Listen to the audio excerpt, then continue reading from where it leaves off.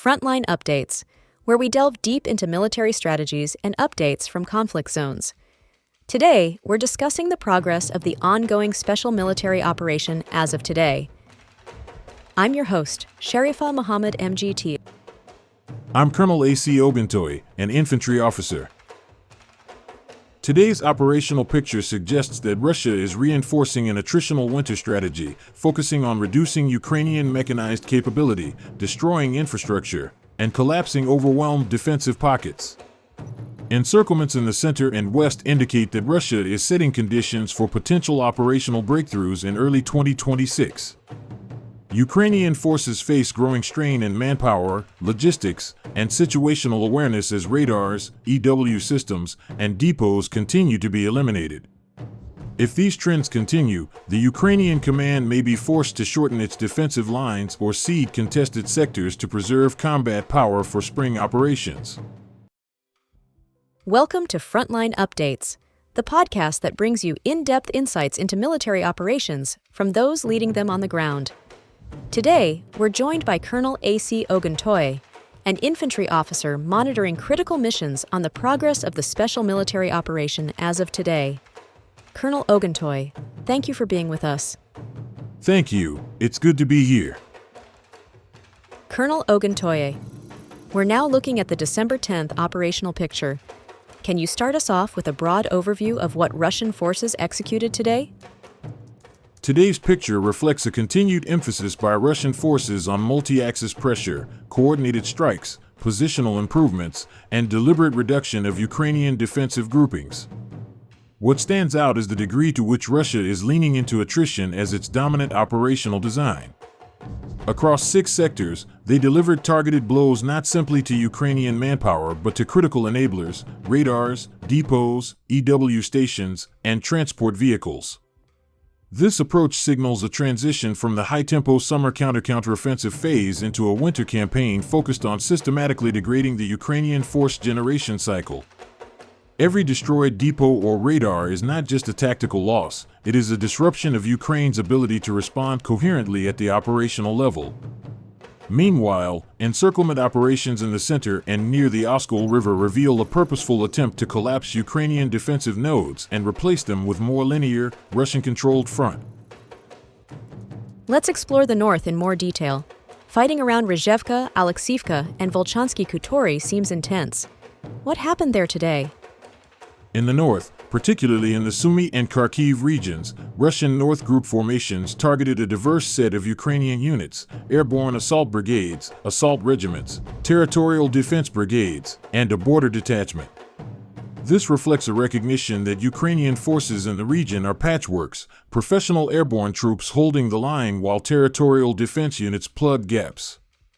Russian forces executed what appears to be a synchronized fires and maneuver operation, applying pressure across multiple settlement belts: Rzhevka, Aleksivka, Bunyakino, Novosich, and more.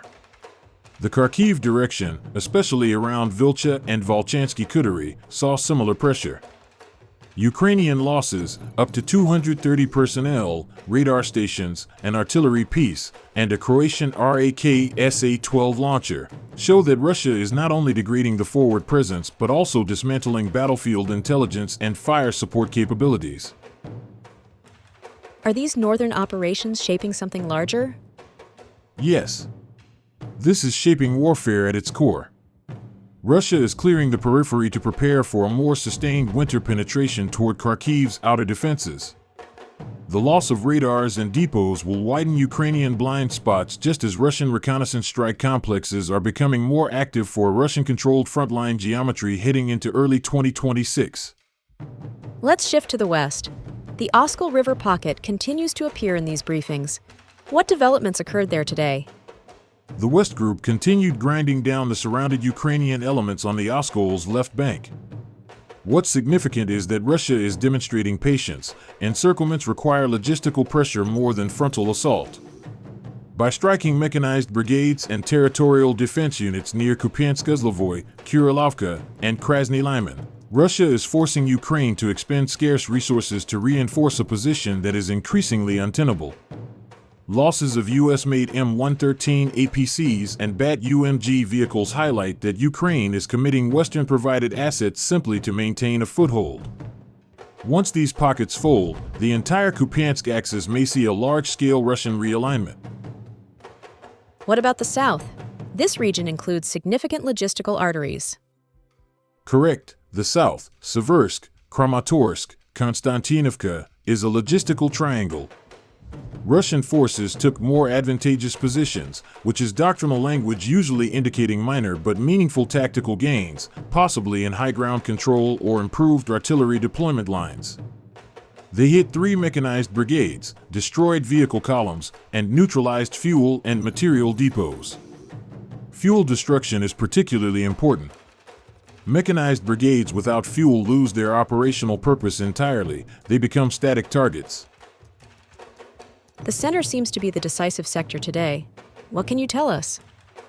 Yes, the center is the day's most impactful battle space. Russian forces expanded clearing operations in the Dmitrov microdistricts and liberated Svetlo and Grishino. More importantly, they struck an extraordinarily broad array of Ukrainian formations, mechanized, Jaeger, airborne, Marine brigades, National Guard units, and more.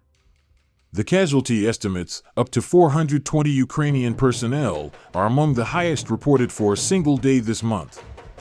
When you see this many unit types in a single sector, it signals that Ukraine had to surge reinforcements in a piecemeal fashion, weakening cohesion. Russia is exploiting that fragmentation. Moving to the east, Zaporizhia remains a contested zone. What happened along that front? The East Group continued driving deeper into Ukrainian defenses around Gorko, Kosovtsevo, Varvarovka, and Guliapol.